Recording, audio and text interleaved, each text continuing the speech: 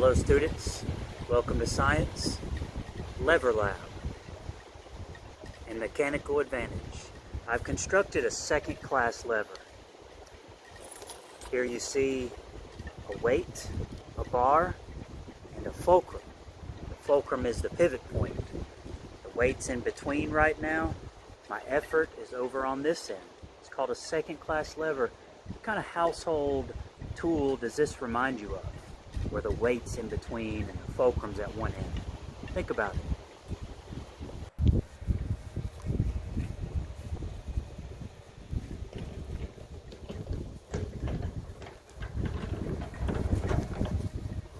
Well, if you thought of a wheelbarrow, you're right.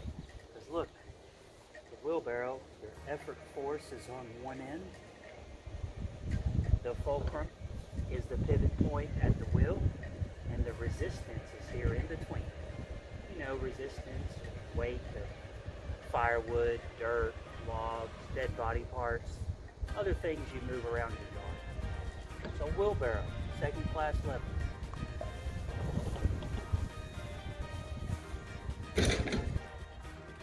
So in our first experiment, let's find the ideal mechanical advantage and just get an idea of what the mechanical advantage would be with this resistance or weight in different locations. So first, hey, Murphy, quiet. At first, I have an effort distance of 0 going up to 10. So the resistance distance is from the weight to the fulcrum, and that goes from 10 to 20 or 35, so that'd be 25. 25-inch resistance distance. So now we plug that into the formula. Remember the formula for yesterday? 10 divided by 25.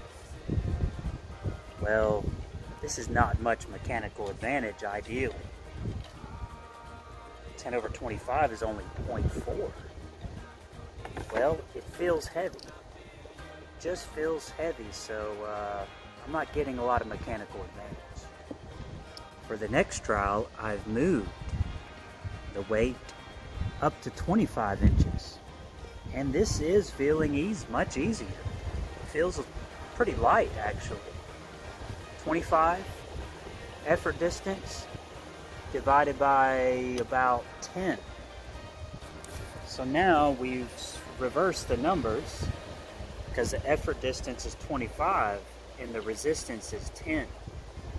Divide and find the mechanical advantage.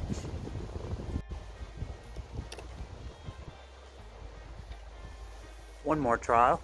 This time I've moved all the weight up closer to the fulcrum. So for this ideal mechanical advantage calculation, we're going to go with 32 divided by 2. 32 divided by 2, and this feels so easy. You can even lift it with one pinky. I bet you could even do it, Cole or Hayden, or maybe even you, Jack. So easy. 32 over 2. Alright, experiment 2, I'm still using a second class lever. But this time I'm going to work with the actual mechanical advantage formula and try to figure out how this second class lever makes work easier. So let's see. Trial 1 again. Hook the spring scale up to get the effort force, lift the weight up. Let's see what it says. Oh, it's at 8 newtons. So it takes 8 newtons when the effort distance is only 10 inches. Now I need to get the resistance force. And get that by lifting straight up, because resistance force is the same as weight. Resistance force is 10. So trial 1, divide a resistance force of 10 by 8, and you'll get just a little bit over 1. For trial 2 and 3, let's increase this effort distance and see what that does to the effort force. Trial 2, let's jump up here to about 24 inches. Put the weight back on. Remember that resistance force of 10 is not going to change. It's going to stay 10 every time. That's a constant. We're using the same weight. Lift up. Our effort force, whoa, it's only 4. So now we have 10 resistance force divided by 4 newtons effort. And yeah, it feels easier to me.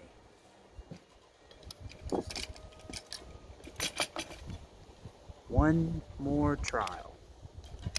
Move this way up here, close to the fulcrum.